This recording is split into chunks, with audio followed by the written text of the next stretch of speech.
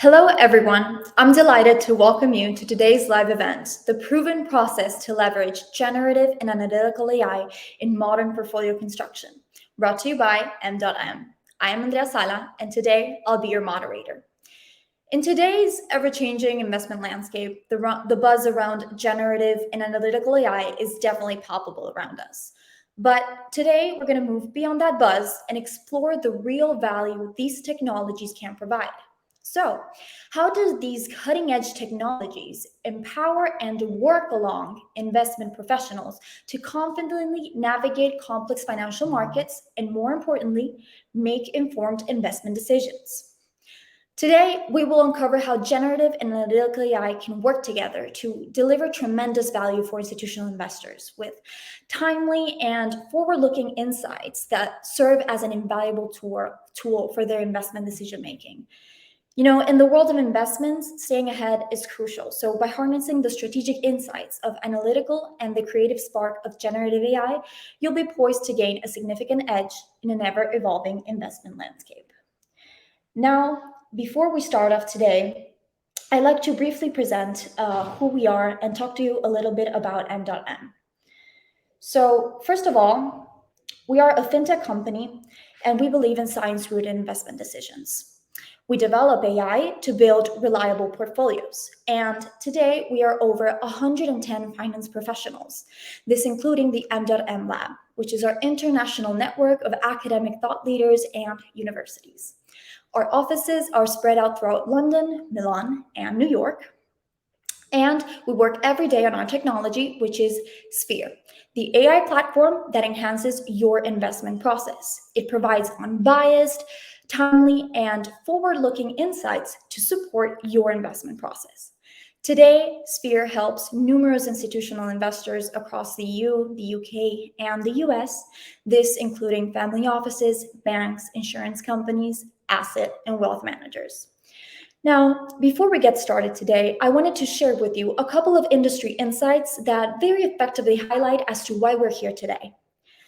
First of all, we have McKinsey & Company that highlights the most common AI use cases, and the first one being the creation of new AI-based products or the enhancement of these already existing products, and we're going to talk about this later. Then we have the CFA Institute highlighting how 84% of investment professionals want to integrate AI within their investment process, showing how this is not a trend, but AI is here to stay. And finally, but certainly not least, we have Gartner's maturity curve showing how in 2023, AI is a mature technology. Investment managers today use it to harvest alpha and make more informed investment decisions. Now, today, we're going to be tackling a wide array of topics, including why today we're going to talk about generative and analytical AI, as well as the stages of AI maturity, and, well, take a deep dive into how this technology works. Then we're going to have a live demonstration of our AI platform, Sphere, and its ChatGPT integration. More on that later. And finally, wrap it up on how you can start your own AI journey. Now, stick to the end because we are having a live Q&A. So if you have any questions, just drop them down in the comments. Before I present to you all of the wonderful speakers that we're going to have today, remember that all of the information that we're going to be sharing here today is present on our website, m.m.ai. And if you have any questions, you can scan these QR codes and we'll get in touch right away. Now, joining us here today, we have a great lineup of speakers. First of all, none other than Tommaso Migliore, the CEO and co-founder of M.M. Then we have Axel Meyer, who is a partner at M.M, providing his industry point of view. Then we have Lorenzo Malanga, our VP of Research, who's going to share with us his expertise on the technology. And finally, but certainly not least, we have Joanna Fernandez, who's our Client Solutions Manager and close work with our clients. So she's going to provide us a great point of view on how the platform works and, well, how investment professionals leverage every single day. Thank you, everyone, for being here today. Thank you. Okay, so to get started, I believe that today we're here to talk mainly about, well, leveraging generative and analytical AI. So our viewers must be wondering, why are we talking about such a prevalent topic today? So, Tommaso, Could you start off and kick off this conversation by highlighting generative and analytical AI? Why today? Absolutely. First of all, I think it's always important to kind of take a step back and really understand what is this generative AI and what is analytical AI. The world of AI can be actually divided into two worlds: analytical and generative AI. Analytical AI is what you see on the left-hand side of the screen, is a technology used to uncover valuable insight from vast amount of data, right? Generative AI, on the contrary, is a technology that it's used to produce new output based on past example, based on things that this technology has learned. So we already start to understanding one thing. The technology at the very top is very, very similar, both the analytical AI and the generative AI. The difference is how they use this technology to get from learning into an output. The analytical AI, as we can see, is what it's used to do forecasting, what it's used to do running through a lot of data set to understand how these data are connected to one another, and hopefully used to create a potential outlook on how a dynamic is evolving in the future. Of course, if we're talking about the financial market, this dynamic would be how financial markets are evolving and then adjusting as time passes by. If we're looking at the medical field, this would be trying to combine different data points of certain analysis to get to a potential situation of the patient, a better situation of the patient. And we have here a few examples of technology that do this. Of course, MDOTM has been, we've been doing this for the past 8 years. This is what it can be used in the financial market. So generative AI, what does it do? It does the same thing. It looks and learns at this vast data set and learns and understands this deep connection of data. But the difference is that it uses these patterns that uncovers not to kind of assess what the scenario is and how things are evolving, but rather to create something new, like a text, an image, a video. And so we start to understand one thing. At the core, it's similar. The difference is how these two technologies are using this example to get to the output.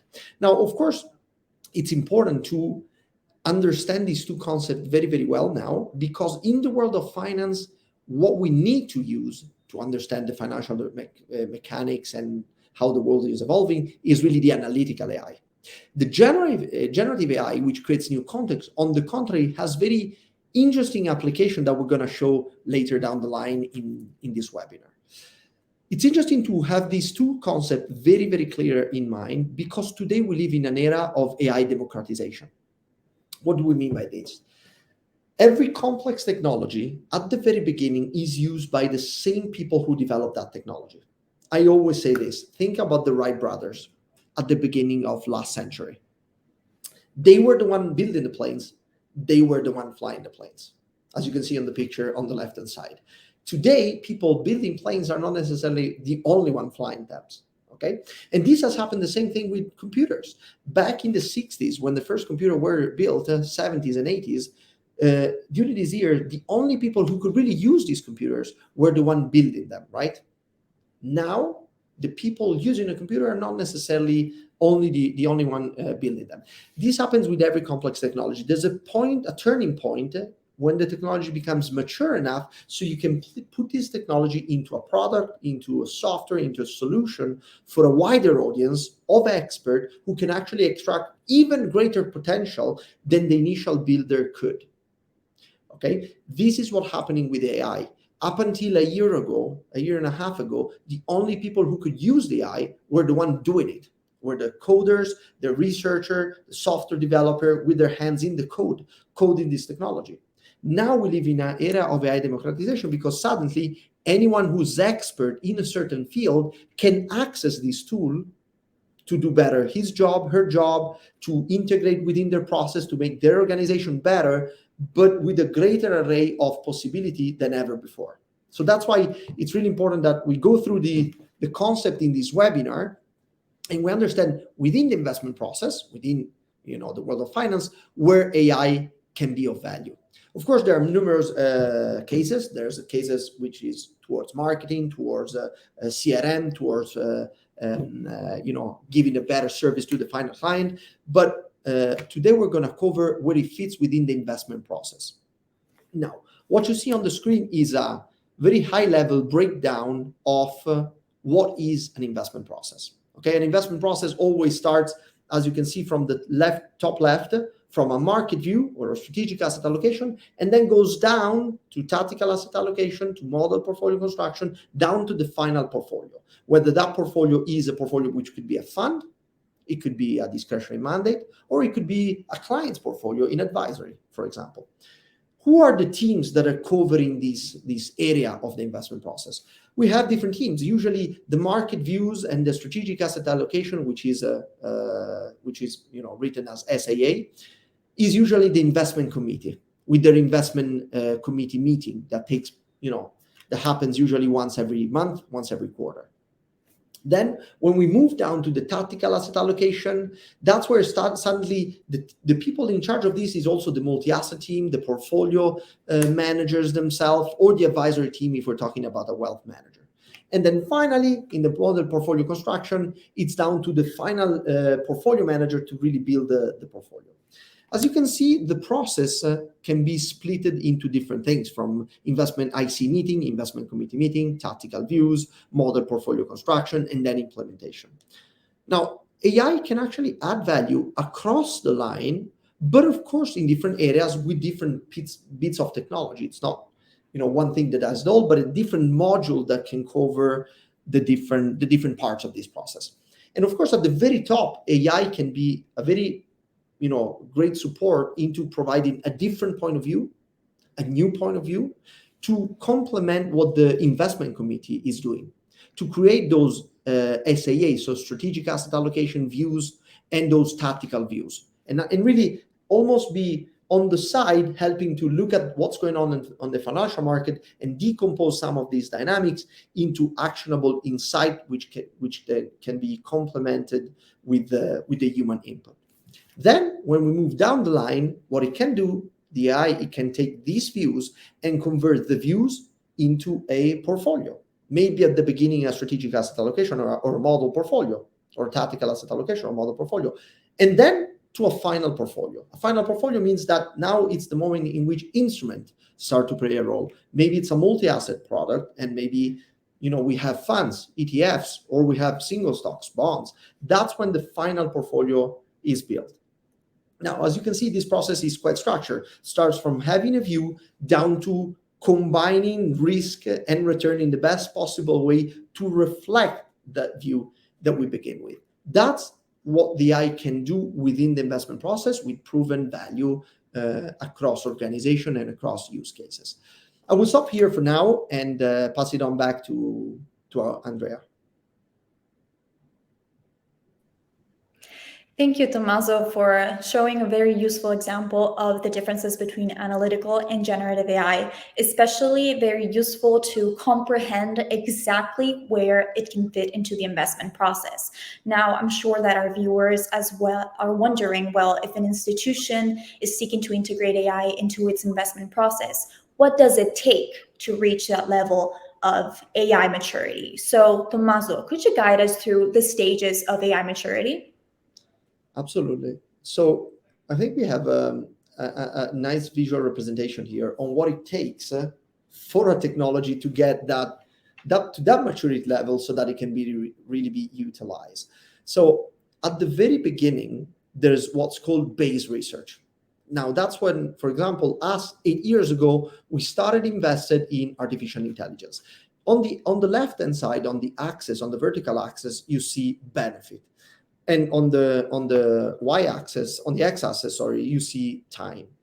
Now, at the beginning, the benefit is negative. Why? Because at the very beginning, when you're investing a lot of time, money, and passion into a new technology, usually the benefit is negative, because what's out there, it works better, it's integrated, it's already out there. So at the very beginning, maybe a new technology has a potential, a theoretical potential, but it's still to be proven. And that's what we've done at the very beginning years of MDOTM about 8 to 6 years ago, base research.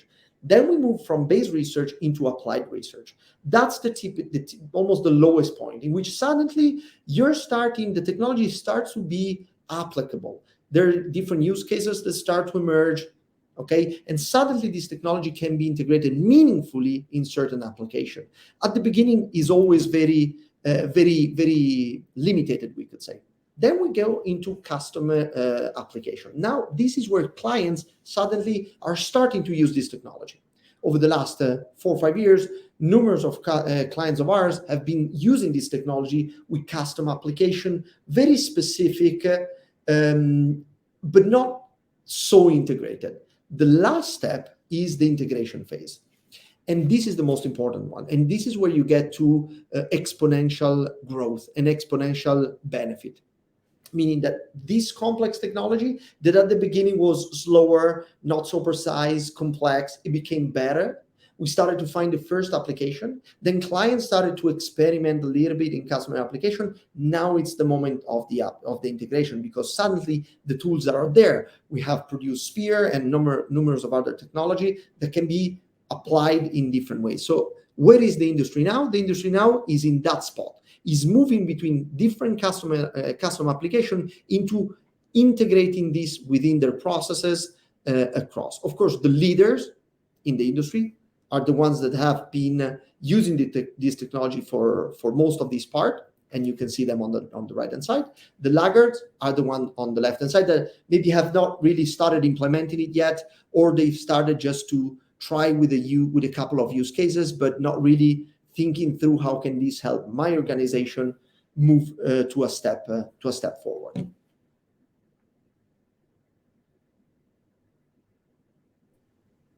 Thank you, Tommaso. That was a very useful and thorough explanation of the stages of AI maturity, and definitely who are leaders and identifying the laggards.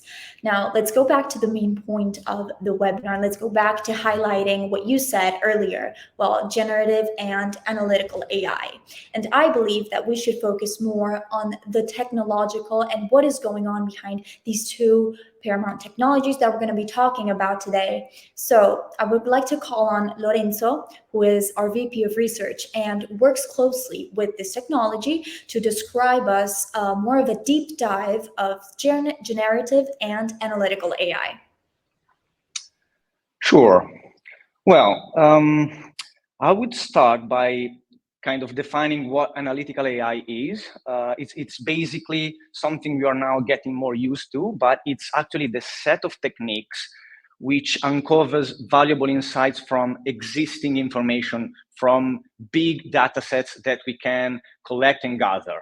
So it starts from a precise problem definition, a problem you want to solve, an optimal solution you want to find, and you can do it basically only rely upon existing data sources, existing patterns, which a set of learning algorithms try to infer, make into relationship between each other in order to extract meaningful information which is hidden behind the data points, and so in order to be able to extract actionable insights in terms of forecasts, predictions, simulation about potential evolution, adaptation to changes in scenario, for example, in financial markets. So again, it's a matter of uncovering valuable insights from existing information, right? On the other side, we have generative AI, which again, it's a set of techniques, an AI-based technique, so it still relies upon huge amount of data points. But the point here is to understand, I would say, underlying patterns in the data, which can be then used to extract original content, to generate non-existent information, which is not yet in the data, and therefore can be way more applicable in terms of generating something creative. So it could be, for example, in music, images, texts, as we will see later on. But the point takeaway here is that it creates something new. It creates something which is similar and it interacts with the inputs, for example, the prompts it is fed to, but it actually unleashes new content, new stuff which is not present in the data. So whenever we think about those systems, let's try to make some practical examples. So if we have a problem of forecasting weather, for example, then we are definitely using, the analytical AI system. So, for example, you start by collecting all the data points you think are relevant for the problem you want to solve. So, in this case, you collect information about pressure, temperature, satellite images, you name it. Every data point which can be considered meaningful towards forecasting and modeling the weather. Then you have actually the learning phase, the training phase, more technically, where basically a set of learning algorithms maps this interaction between data points and actually finds patterns, find relationships which are present in the data and that a simple human being wouldn't even think of trying to analyze because of the computational complexity and the amount of combination of data points which is actually due to the problem at hand. So once you have done it, you come up with basically a trained model which is able to make forecasts, prediction about upcoming future trends, and, for example, being able to assess what is the chance of a big rainfall or a sudden increase in temperature. So again, you're using this kind of technique to identify, categorize, or predict some kind of variable by deploying large amount of data points and learning algorithms. On the other side, let's think of a practical example of a text generation, right? So, of course, here we are speaking about AI systems. So, the main ingredient is the amount of data points they are trained on. But here, actually, the training phase is functional to being able to actually interact with a given input. So let's take an example. So let's suppose we want to complete a given sentence. So MDOTM is a company that, and we want to complete the sentence. So how the generative algorithms work, basically, they first start tokenizing words, which means basically splitting them in chunks, in unitary atoms of text, which can be conveniently processed. But since machines and computer are, cold and boring, they don't love words. They love numbers, and therefore, by combining the vast amount of text they've been trained on, they actually map those tokens into a space, a numerical space, which is called embedding, which actually means each word, each token as a representation which is linked to its linguistic properties, to its semantic context to which it was exposed in the training set. So, for example, similar words which can occur in similar contexts, which will have a similar numerical representation in this, I would call, semantic space. So whenever there is an input, so again here, the prompt we want to complete, we basically squash this information together to find a sort of similarity measurement and find, therefore, a kind of encoded output in that space, which means basically the model will try to complete with the most probable sequence of words, which makes semantic meaning, which maximizes the semantic meaning in that numerical space. So in this example, it will basically mean that the phrase, the sentence provides AI-driven investment solution, since it has a higher probability of being close to the embedded vector of the prompt. It will be favorite in terms of the proposed completion of the phrase. So, for example, it will be preferred with respect to was founded in 1988. So again, there is this kind of generation of new content, of new stuff, which is not present in the past, but since the pattern has been learned, it can generate new meaningful text, which is relevant according to the prompt. But if we were to translate and project this into our own domain, to get a little bit more practical, and we will see later on how it has been integrated in practical terms. We have, our main job is building analytical systems. So we are always focused on computing, how we expect the future will unfold, what are the best positioning given a market scenario. So, our job is basically producing a lot of intelligence in terms of analytical intelligence. So we have two building blocks which compone our methodology, which is first the non-chronological learning model, which means basically the module that learns how risk premium unfold over time, how market participants interact with each other, and so how a given expected scenario can be characterized and can evolve in a probabilistic way. And this tries to learn and generalize rather than, of course, memorize, which will be basically overfitting the past, by trying to remove as much as possible spurious occurrences in the past. That's why we called and label it non-chronological learning, because then this layer is coupled with the regime analysis module, which instead is strongly time aware and tries to capture the fast-moving part of the market. So basically trying to capture how the risk framework in a given market component can evolve in terms of tail risk, of implied volatility, or market coherence as a whole. So these two are then combined to power and fuel the full sphere widgets and capabilities, which could be building optimal portfolio, proposing enhancements given a change in the market structure, or producing independent and completely data-driven positioning indicators and expected metrics.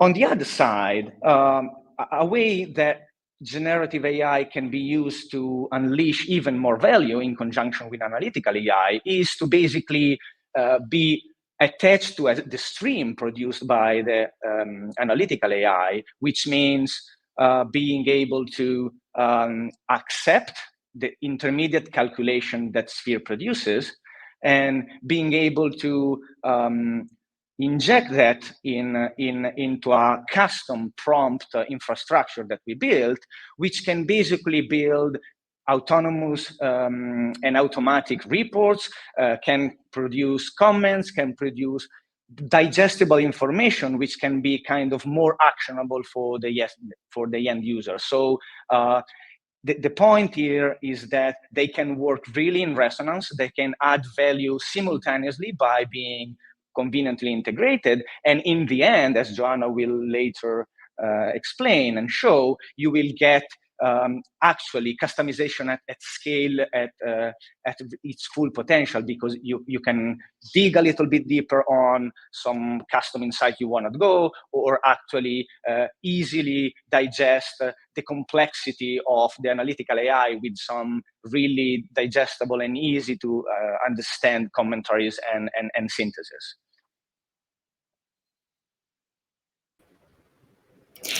Thank you, Lorenzo, for highlighting the main differences between generative and analytical AI. I believe that was a very thorough explanation and very in-depth, and also very friendly for all of our viewers to, understand these basic differences.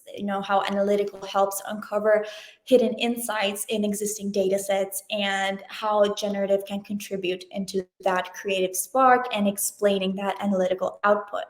Now, how about we see how these two can be combined to deliver tremendous value in the investment process. So, Tommaso, I would like to call on you to briefly present to our audience what is the value of combining generative and analytical AI? Absolutely. So the greatest value is that the world is moving into what we like to call the assisted decision-making era, an era in which suddenly computers and technology can help us to do better activity that not necessarily require just our hands, but also require a lot of our brains, okay, which is decision-making. Now, to make this interaction as smooth as possible, is really important that man and technology can work closer together. Now, if we see, again, the benefit of these two technology, analytical AI and generative AI, we can quickly see that there is immediately an opportunity here. Analytical AI, we said it many times, it's there to assess and discern different data and hidden pattern in numbers. On the contrary, on the right-hand side, generative AI can actually write incredible text.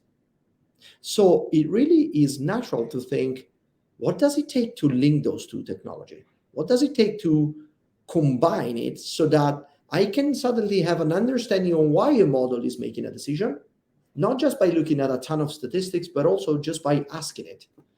And of course, it's going to be rougher at the beginning, but the better the technology gets, the better that interaction is. And suddenly, I'm almost having a dialogue with the technology, which is a mathematical optimization at the end of the day.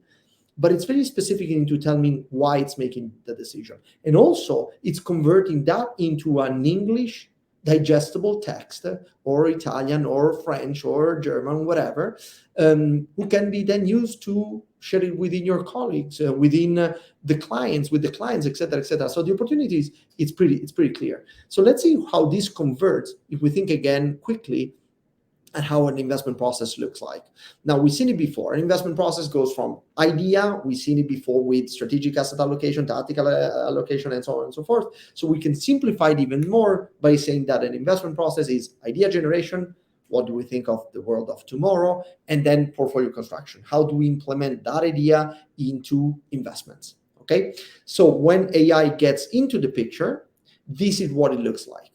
So that idea, of course, is supported now by this technology, analytical AI, that it's there to create support into what are the expected return, in which regime it is, what are the look at the market indicators, what they look like, etc., etc. And that kind of enhance what the human mind already is looking at. And that converts then into a portfolio. But that portfolio doesn't stop there, because that portfolio takes into account a ton of other things, the investable universe, a lot of constraint, a lot of inputs and objective to get finally to a better output, right? So where is this link happening? This link is happening exactly at the beginning, in the middle, where you can see popping up in the screen now, where it's going to say Ask Sphere AI. There you go. So it's combining what? It's combining the data coming from looking at the world and the data coming from looking at the portfolio into a almost simplified chat, so that the user can really benefit from this. And the user can benefit from two directions. The first one, it can benefit if it's an investment professional, to understanding why there is an investment decision and why the model is making certain decision, but also from a reporting phase, because it can write autonomous comment, it can write customized, answer customized questions to specific details of any portfolio. And so it has both angles covered. That's why we like to say that artificial intelligence at the very end does the heavy lifting, supporting the human in the day-to-day activity. So it's really critical now that we're going to see live how it looks like, that within this era of AI democratization, any investment professional is now really thinking today, how can I use this technology to make my organization better, to make my processes better, where it could fit. Let's remember this. The day that this item got released to the public, the iPhone, okay, the typical iPhone moment, when Steve Jobs in 2007, I believe, picked it up out of his pocket and showed it to the world, all the technology was there to do it.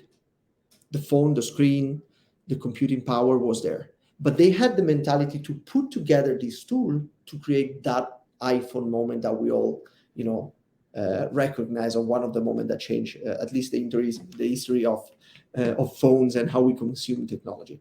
So today we can do the same thing with artificial intelligence within the process of our own company. So that's the angle that I really suggest that everybody who's participating today in the webinar is really thinking about. Thank you, Tommaso, for obviously highlighting how combining the two, and especially in investments, can provide tremendous value.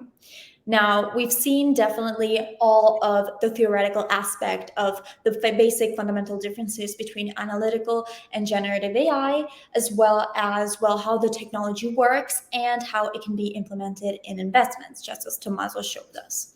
Now, before we hop onto a very special part of this live event with Joanna, I would like to remind you that everything we're sharing here today is present at m.m.ai, and if you have any questions, don't hesitate to contact us at the end of the live, or go ahead onto our website and you can book a demo right there. Now, this upcoming section is going to be for Joanna, who as our client solutions manager knows a lot about our platform and how our clients use it. So Joanna, could you maybe show us a live demonstration of Sphere and how it leverages generative and analytical AI to support investment? Of course. Thank you. I will start by sharing my screen so that we can go straight to Sphere. For those that are seeing Sphere for the first time, I will just do a quick introduction. By looking at the menu on the left, we can see that there are several sections. The first ones are more dedicated to the outlook of Sphere, the overview it has on the market, and it's dedicated to supporting investment decisions through the use of indicators and signals.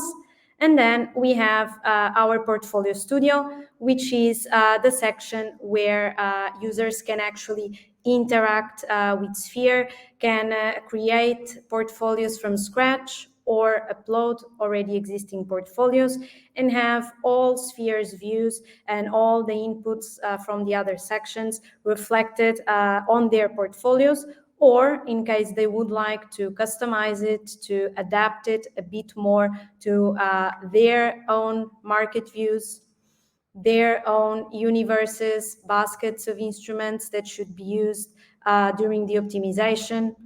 If they would like to input specific portfolios that should be used to guide Sphere during the creation or optimization of portfolios, such as target allocations, custom benchmarks, they can upload or create all of that inputs here on these different tabs, and then have it available during the creation or the optimization of their portfolios. To show you a bit how it works, the construction of the portfolio, I will take you through the different steps of this process, because perhaps not everyone is familiar with this.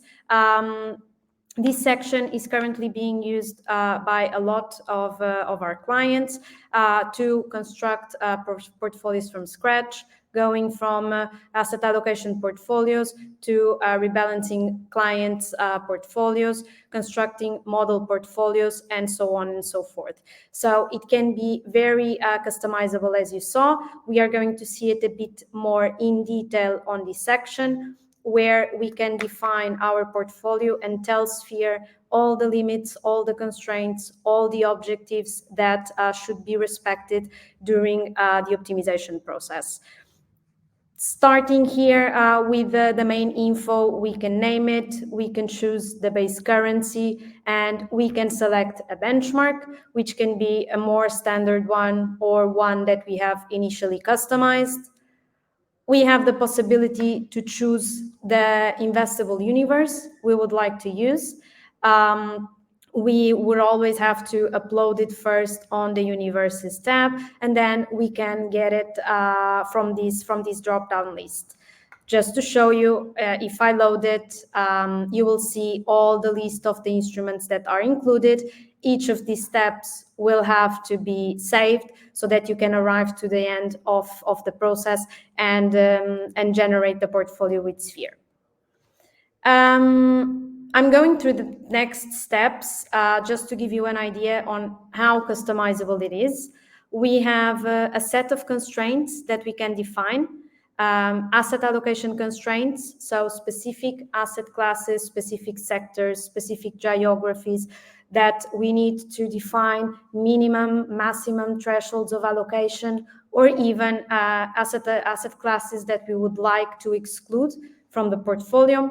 We have the same type of constraints at the instrument level, or even using our tags. I'm just going to show you how it works. The spaces we would need to fill are the same for all the types of constraints. The tags are a bit more particular because they're characteristics that are not necessarily related to 1, 2, 3 instruments or even to the asset class itself, but allows users to control other type of characteristics on their portfolio, such as preferred funds they would like to include on the portfolio, or other type of tags that are 100% customizable again at this stage. As I was saying before, several levels can be defined. We just need to tell Sphere exactly what needs to be respected. Then we move to the risk constraint, where we can define the risk constraint either with the VAR or the volatility. The portfolio strategy, where we can fetch our reference portfolio, our custom benchmark, to which we would like to keep a specific tracking error limit, so that we can tell it to Sphere, and that can be considered during the optimization. And finally, as the last step, we have our market view. As I was saying before, users can create or optimize their portfolios using solely Sphere's estimates and Sphere's forecast. In fact, as you can see on this drop-down list, we always provide them for 3 different time horizons: 1 month, 3 months, and 6 months. We can choose one of them and go with Sphere's view, not only at the regime level, as Lorenzo touched upon previously, but also in regards to estimates of expected returns and expected volatilities. If we have previously saved a specific market view we would like to use, this is the moment where we can use it. Or even if we haven't saved it, but we would like still to combine, to adapt the one of Sphere, because we think a bit differently, we can still adapt the view directly in this stage, both at the macro regime level, but also for the estimates that we see below. I am going to jump to a portfolio which is already constructed, so that you can see, after concluding this all this process, and after once the portfolio is created and is available on the account, what can I see? And on this page you are seeing right now, which is a page available for all the portfolios that you might have, again, created or uploaded in Sphere, we start seeing a lot of information. The first thing I would like to bring your attention to is the commentary that we have here on the left. It's a brief summary of our portfolio profile, our exposure, how we can be impacted by different risk factors, how our portfolio is performing. Is a summary that does exactly what we have been talking so far. Based on all the analytical AI that is produced by Sphere, based on all the analysis, all the analytics that we will see after on this page, Sphere is able to connect all the dots, process this information, digest it into a clear and simple language, and then pass it to the ChatGPT engine to be processed and then given back to us with a clear summary of our portfolio. Apart from this generative AI that is the base of all the analytics, of course, we also show all the analytics of the portfolio. We start here with an exposure analysis that is the result of the look-through that Sphere does on all the instruments that are included on the portfolio. And moving on this page, we will have the possibility to see different type of analytics regarding the contribution, performance and volatility contribution, attribution, ex-ante portfolio metrics, and so on and so forth. I would like to bring your attention to another thing that is available on this page, and is exactly what we saw previously with Tommaso. It's our Ask Sphere AI. And this is a big step into being able to give our users an enhanced user experience and a direct interaction with the Sphere's technology, and trying to understand, trying to bring more explainability to the table when it comes to giving a clear idea on what is happening on our portfolio and why it is happening this way. As you can see on the screen, we have different suggestions of pre-filled questions that we can do to Sphere AI. We have what are the top 3 asset classes that have contributed the most to the overall performance of my portfolio. I can, for example, give it a try and see what Sphere has to tell me. Let's just substitute here the name of the portfolio, new portfolio by Sphere. Hopefully I will not get it wrong. Okay, let's ask Sphere. What is Sphere doing right now? Sphere is retrieving the data, is calculating the data, is decomposing the data, and transforming it into a digestible input. So it's just not, let's see what the models have calculated and let's give it to the engine that gives us the text. No, it's exactly as Lorenzo was explaining previously. There is a lot of work on Sphere in transforming this information so that it can then be communicated to a prompt, and it can then be given back to us in a text format that is really digestible. So we have, in this case, the answers from Sphere. We asked about performance contribution. Sphere is giving me the answer to all these questions. We can give it a try with a new one. For example, we also have, based on its current composition, how does portfolio name look in terms of risk? What are the top 3 riskier asset classes of my portfolio? Let's try this one again. I will input the name of my portfolio and new portfolio by Sphere, and let's ask Sphere. Again, this, of course, it's not immediate. We need to wait a bit for Sphere to generate our output. Here, Sphere is telling me exactly the top 3 asset classes that have more risk inside of my portfolio. We have information technology in America. We have America as a geography, and also government medium Europe in this case. For example, we can take a moment to see that the information technology asset class has shown a significant level of risk with a 1-year volatility of 25.73% and a 3-year VAR of 12.02%. This asset class has a positive exposure to the equity risk factor, which means it is susceptible to fluctuations in the equity market. Furthermore, it has the higher ex-ante volatility contribution of 0.68. So Sphere is telling me all the details that I would need to know. Maybe I wouldn't find the answer to this specific question on the widgets that I have. Maybe I would, but I would have to connect a bit the dots. What Sphere is telling me is a straightforward, a very simple way of enhancing my day-to-day activities and of enhancing my working together with the technology.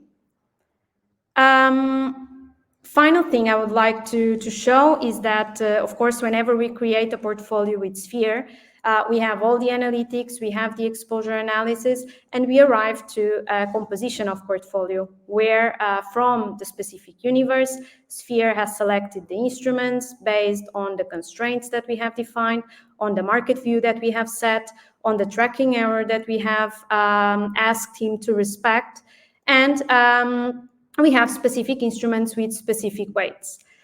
Another thing we can do at this stage is probably try to understand, but why this instrument? Why the Sphere suggests me to include this instrument on my portfolio? Let's go back to Sphere AI. Let's start a new chat. And let's ask them, why do I have these instruments in a new portfolio by Sphere? Sphere AI is again thinking, is again elaborating all the information behind the scenes, and here is my answer. So we can see in detail, let's read it together so that we can understand exactly the answer that is giving to us. So this instrument is a significant holding in your portfolio, accounting for 42% of the total weight. This is primarily due to its low risk profile and its strong performance in the selection process. The instrument's low-risk nature has contributed to a 6.97% increase in its weight in the portfolio. This is the result of the portfolio's risk management strategy, which aims to mitigate risks and ensure the overall portfolio risk is within acceptable constraints. Furthermore, the selection process has led to a 6.48% increase in the instrument's weight. This is due to the instrument's high expected return, low expected volatility, and strong diversification capabilities. We have more information here, and in summary, it's a key holding in your portfolio due to its low risk and strong selection performance. Hopefully, this can show you how we can leverage on the combination of the two AIs that we have been talking today. On one side, we have the analytical AI. On the other side, we have the generative AI, which combined together can actually allow us to do a step forward and arrive into the future of having humans and technology working together and taking the most out of it, making sure that it's still efficient and that it can contribute highly to our day-to-day activities.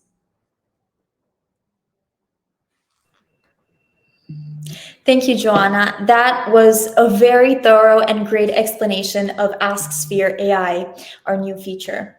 So anyone wondering if you'd like to see Ask Sphere, yourselves, remember to head on to m.m.ai. There you can find all of the necessary information to view Sphere live.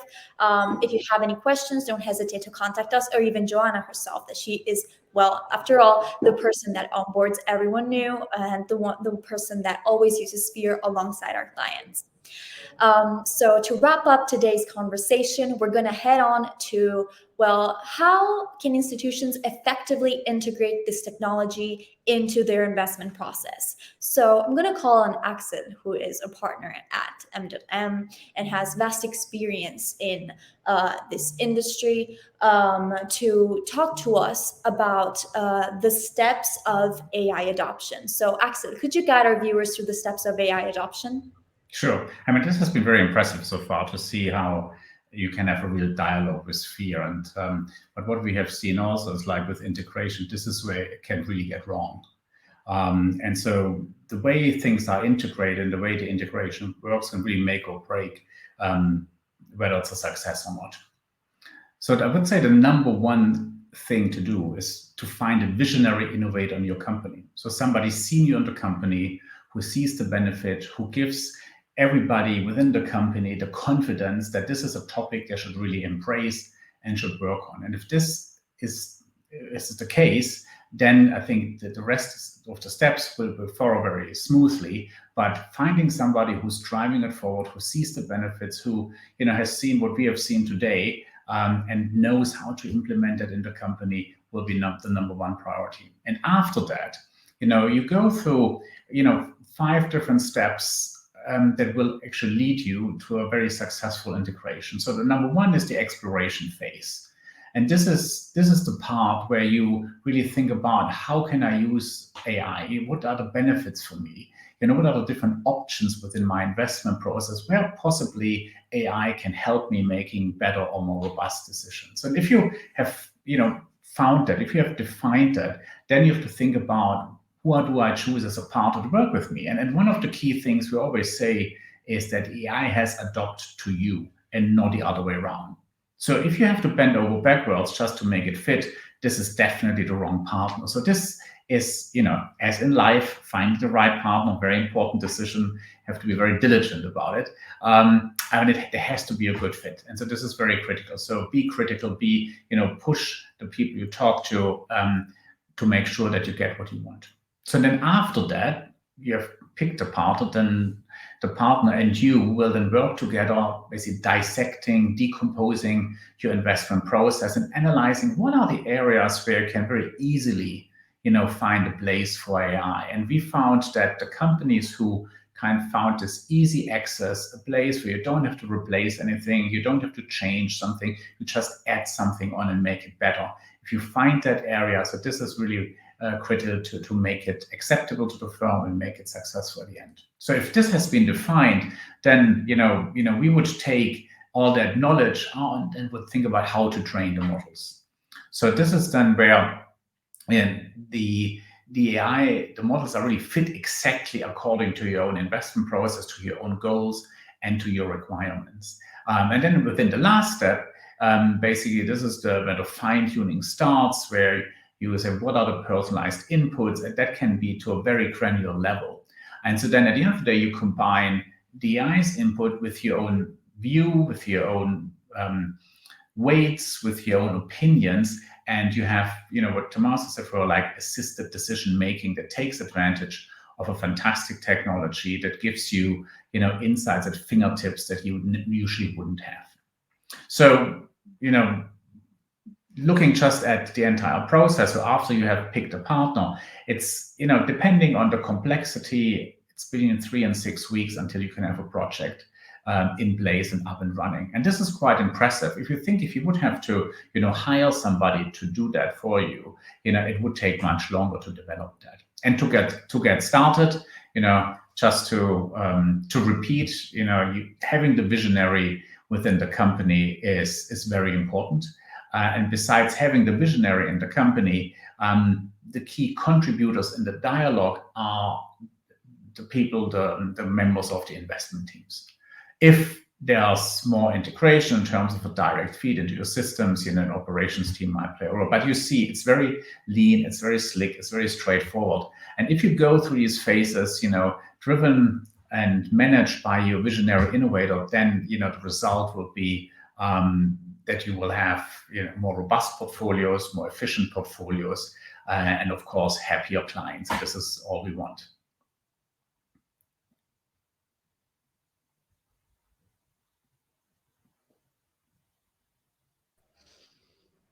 Thank you, Axel, for showing all of our viewers in deep how the steps of the AI adoption journey. Now, I remind everyone that you can even get our official AI adoption guide on our website in case you are interested.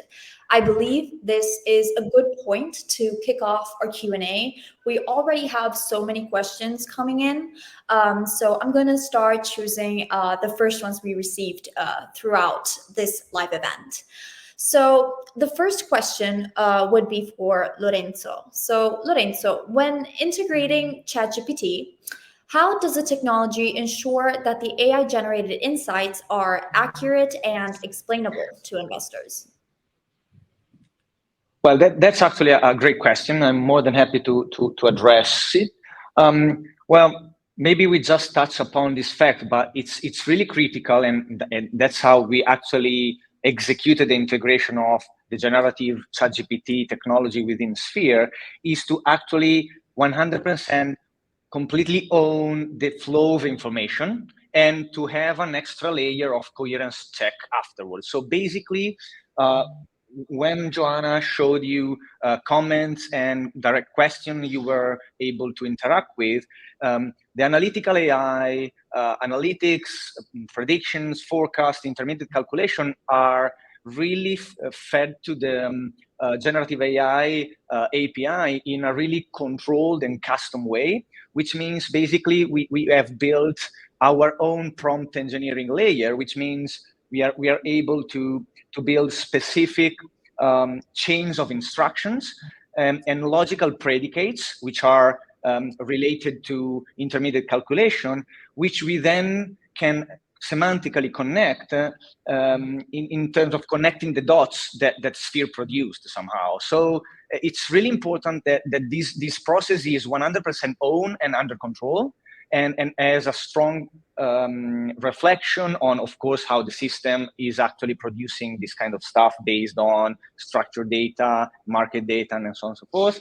And then after there is a first, let's say, draft of comments or answer to a specific question, we still have a layer which is made of our own analytical AI, which actually controls two dimensions, which is, I would say, the logical correctness of the sentences, and last but not the least, the financial meaning and meaningfulness, I would say, of the insights that were presented. So by making sure these kind of evaluating dimensions are always controlled by our own system, then we are 100% confident that the final output is actually hallucination-free or bug-free in general, because we need to control the fact that since this is a really scalable process, it produces comments that are actually valuable and actionable as well. Thank you, Lorenzo. Now, there's an upcoming question for Joanna. So, Joanna, it is important to be able to see the market view weekly. Is this possible? So the market view on Sphere is available for 3 different horizons, as we saw previously on the portfolio part, but it is updated continuously, meaning that the forecasts made by Sphere have updates on a continuous basis, let's say. Some of them on a weekly basis, some of them actually on a daily basis. If we are talking about the market view that then can reflect at the portfolio level, we can still define the horizon at 1 month, but then due to the changes and due to the evolution of this market view, we can reflect it on the portfolio weekly and see these changes and how they can affect the different portfolios by using the optimization option of Sphere. Okay, thank you, Joanna. This upcoming question would be for Axel. So, Axel, can you explain the role of analytical AI in optimizing asset allocation across different asset classes and investment strategies?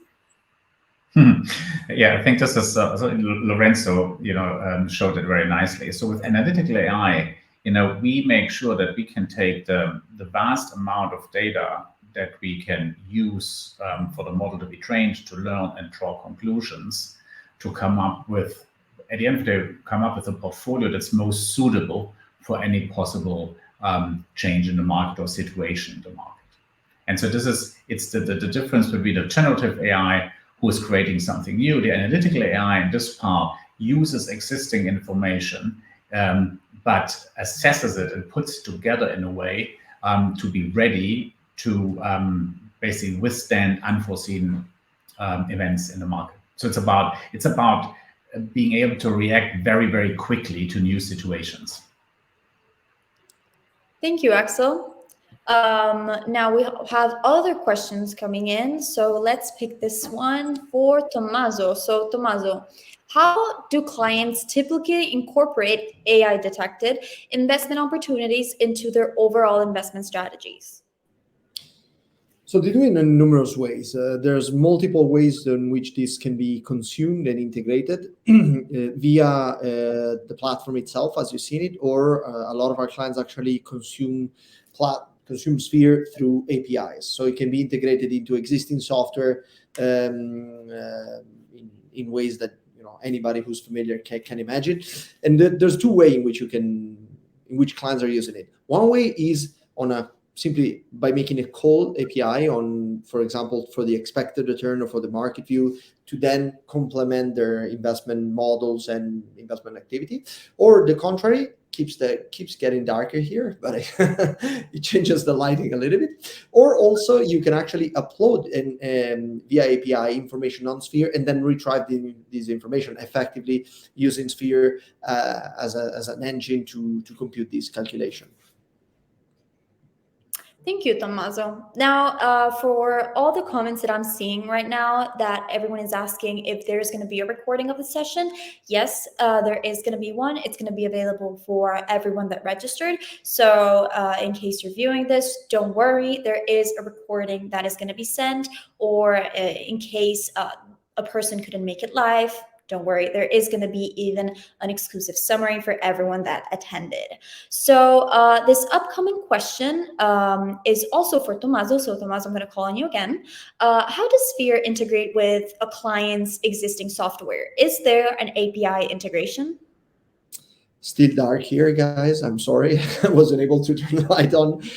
Yes, absolutely. There is a API integration, as I said before, and this really suggests there are numerous ways in which clients can consume this information. Because one thing that I would like to highlight is that AI is not an answer. It's not the things that comes in and does it all, but it's a very powerful tool, but needs to be integrated within processes, within the activity that one is already conducting. So it's really important that absolutely, you can do this. So you can do this through API. You can also do it through even onto Sphere. One thing that I forgot to mention before is that a lot of the things that Joanna showed us before during the platform, they can be interacted with. So you can actually use the platform to really transfer your views or your idea, your portfolios, etc., into this space. And bear in mind that Sphere supports single stocks portfolios and multi-asset portfolios. So with bond, fixed income, etc., and single stocks with single individual names.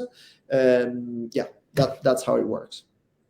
Okay, so thank you. And I'm going to keep you here for a moment because there's a follow-up question for you as well, saying, can this be extended to single stock portfolio construction? Could you maybe go through an example? So can it be into single stocks portfolio construction? Yes, absolutely. Of course, the methodology behind managing single stocks, and now we have to get deeper into how it works from a methodology perspective. But of course, single stocks are different than multi-asset portfolio. So the reasoning behind it is slightly different. But from an interactability and usability perspective, yes, it does not work on fixed income, individual fixed income. So we do not pick at this stage bonds. So we cannot say that this issue of bond is better than these other ones, because the fixed income market for individual bonds follows a different reason. There are, though, a lot of clients that are working exclusively with bonds, but are using Sphere to support on their more tactical views and tactical support and strategic support in terms of allocation, to kind of use those inside, and then they do manually themselves or with their models the conversion. Thank you. So we have other questions coming in. The following question is for Joanna. So Joanna, how are clients using Sphere's ChatGPT commentary, and are they actually using it in their day-to-day processes? Perfect. I like this question. The answer is yes. If I can share my screen, I will go straight to Sphere so that we can see exactly how to use it. Let me know when you see it, Andrea. Yes. Okay, perfect. So are they using it? How are they using it? First question, yes. How they are using it? We saw previously that every portfolio has commentary, and not only on the portfolio that is being monitored, that has been created from scratch, but as I was telling before, we also have the possibility to rebalance, to enhance portfolios with Sphere, as it is the case of this one. As you can see here, I have a proposal ready, and the last request I did was an enhancement. So I asked Sphere to take one of my portfolios, rebalance it, and give me in a newly optimized portfolio according to all the things that I have said before. When I open the proposal for this new portfolio, I see a portfolio inside my current portfolio, for which I don't have much information as before, because it's not a portfolio that is yet live. It still needs to be evaluated, reviewed by the user, and then it can be accepted. But I have changes that are happening on my portfolio in terms of the exposure. So the big pie that we were seeing before that showed us the different exposure of our portfolio is also represented here with a bit of different design. And I have several analytics for these type of portfolios as well.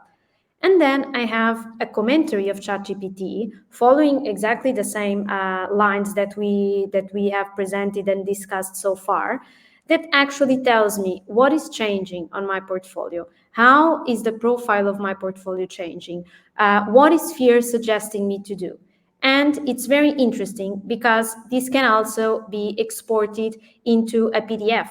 So even if it's for an internal meeting, because we are dealing with more asset allocation portfolios, or if we have a client that we need to meet and we need to give a proposal of what could be optimal in terms of portfolio rebalancing, we can export a very nice PDF that then can be used in these meetings by the clients. And in fact, that's what we are seeing, generating several reports that still have all the analytical part, but can give a very big support and enhance not only the relationship between our clients and the technology, but also between our clients and their own clients. Thank you, Joanna. Definitely very useful knowing how our clients on a day-to-day basis use Sphere's ChatGPT commentary and Ask Sphere as well. So we have another question, this time for Axel, and Abhishek is asking, has Sphere analysis and recommendations been compared to a real actively managed and passively managed portfolio by loading their holdings in Sphere to see how the performance differs? Yeah, oh, fantastic. Yeah, that's one of the core things you can do with it, actually. So, of course, we've been running analysis and running portfolios for clients for almost 8 years. So we have a lot of real data. So most of what you see is it's not back testing, it's real data. And so this is one of the use cases we see a lot, that clients have their own portfolios. They upload their portfolios in Sphere and then provide the same, universe, the same framework for the same goals, risk restrictions, etc., and then run it and see how it looks like. And on Joanna's presentation, very briefly, you could see a performance chart. So this is actually how the performance of the portfolio runs. And so you can do this against passive portfolios, against active portfolios, and it gives you that idea of, it's like a sounding board, right? You can see how the AI-based portfolio would look like, and you can see how your own portfolio looks like, and then you look at the major differences, and this is where you go start and dig a bit deeper to get even a better understanding and to make more robust decisions. But the fun thing about it is it's very fast. It does that within a few minutes, so you can do that entire exercise within your investment committee meeting. Okay, thank you, Axel. So we have more questions coming in. We have many questions. So in case you're kept wondering, since we have so many questions, we won't be able to answer all of them. So in case you're left wondering, you can always head onto our website, MDOTM.ai, where we have, abundant resources on everything regarding AI and investments. I remind you, all our viewers of that. So the next question would be for Lorenzo. So Utku is asking, so what's the training criteria for Sphere to say stock A is better than stock B?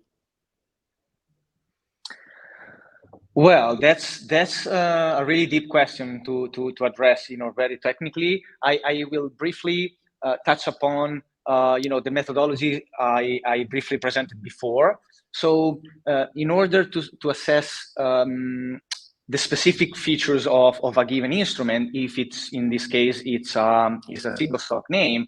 In this case, we have, we always consider 3 kinds of data sources. So we have price information coming from the market, so like price distribution, returns, volatility, co-integration, couples, and so on and so forth. We have fundamental data. So of course we know what is the picture of stock A and stock B at any given point in time in terms of fundamentals, the information.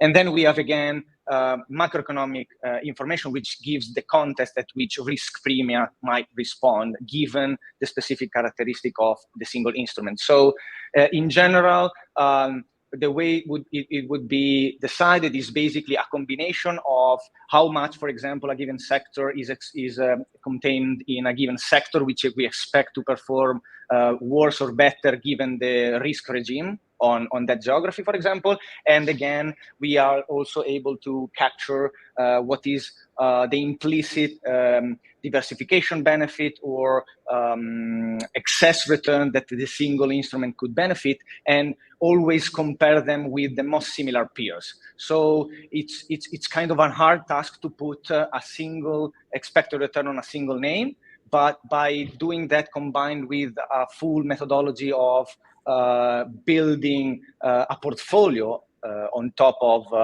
investable instruments, we are able to say that we basically consider stock A to be kind of more attractive in terms of fundamental data, or in terms of belonging to a sector we believe it actually contains a better risk premia in the upcoming future. So it's a long story short, it's a combination of many factors, and in general, they are all taken into consideration into our two main blocks. So both, absolute metrics and contextual metrics, which allow us to understand what is most attractive with respect to each other. Thank you, Lorenzo. Now I'm going to ask you another question that is for you from Jennifer. So can we also combine equity and ETF universes in one portfolio? I'm really proud to say, yes, we can. So in general, as Tommaso briefly mentioned, we deal with single stocks and as well as multi-asset, broadly speaking, portfolio instruments, and they can be actually considered in a hybrid universe. So you could actually create a hybrid universe with both of them, of the typologies of instruments, and have our own sphere optimizer manage this kind of granularity level on its own. You could actually say, look, I want X amount of portfolio to be exposed to single. You can tag instruments. So you really can interact a lot with that optimizer. But in general, we definitely manage hybrid universes. Thank you. So everyone here is asking a lot of questions. So in case you want to know more, I remind you again, you can go to the website. And even in case, if you want to get in touch with one of our AI or investment experts, remember that booking a demo from the website is very easy, and you're more than welcome to. This upcoming question would be for Tommaso. So, Tommaso, can you speak on the cost of the service, please, and what support training or training may come along with it? Thank you, from Jennifer. Absolutely. So the cost of Sphere, it really depends on the usage, effectively. So there's an equation which is the number of portfolio there are calculators, the number of instrument in the investable universe, and the use case that then derive on the back of this. So we can say, roughly speaking, that we can go as little as $2,000 per month, and of course we go up. We have a lot of clients that pay us a lot more than that, but really depends how much is integrated and what the customization are required. But it can start at a very accessible pricing, especially for that early adopters that are trying to use this within their organization to really make the organization do a step forward. We try to help them in this transition. Then, of course, things will evolve as the relationship changes. The second part of the question was how much. What about the support? We have a dedicated team which is called Client Solution Management, which is led by Joanna. We actually take very a lot of effort into really making sure that the user is really a pro at using this technology. And the best part of this is that we see that often clients come up with use cases that we didn't even thought at the beginning, and they actually do things better at a certain stage than what we designed at the beginning to begin with. So and this happens usually because there's a good interaction between the technical people and the people within the organization using the tool, especially at the very early stage. Thank you, Tommaso. So we're gonna continue with the questions. So here is a question for Joanna. So Joanna, for a high stress scenario, how can Sphere help an investor balance its portfolio? Okay, perfect. It all comes down again to the enhancement, the optimization possibility. Maybe if I can again share my screen, we can see it directly on Sphere, it might be a bit easier. Going back to what Lorenzo presented, there is a part of our model that is dedicated to quickly detect changes in market conditions. So that part of the model help us in defining and understanding what we can expect and how the forecasts of Sphere in terms of market view can evolve. When we define a market view, we define it on the portfolio, for example. Let's jump here to the last step. When we define our market view, we define it for a specific horizon. And from that day onwards, maybe we are still not seeing a high stress phase. We are seeing a more probable phase of low risk, let's say, and we optimize it for this type of scenario. Our view is static because the day we created the portfolio is the day we use this view. It will not be automatically updated. But what will evolve over time is Sphere's view. So the view that Sphere has on the dynamics, on the context, on the framework of the market for the different horizons will be updated daily, as I said previously. And if this view that Sphere has today changes a lot or is very disaligned with the one that we used when constructing our portfolio. So, for example, if today we are considering a low risk regime as the one with the biggest probability, and in 1 month, so we are still not done with our 3 months horizon, but in 1 month, our regime analysis module detects a big shift on the conditions, the probabilities changing. We have a really high stress scenario from one day to another that is captured by the models. We will see that on Sphere, and Sphere will notify the users, telling you, watch out, the view that you used to rebalance your portfolio is very disaligned to what we see at the moment in the market. And this, of course, gives the user the option to rebalance the portfolio, to update the market view. And when they do so, they can then construct the portfolio considering a more high stressed scenario, the one with the most probability, and rebalance the portfolio to be optimal, to be robust and efficient in that specific scenario.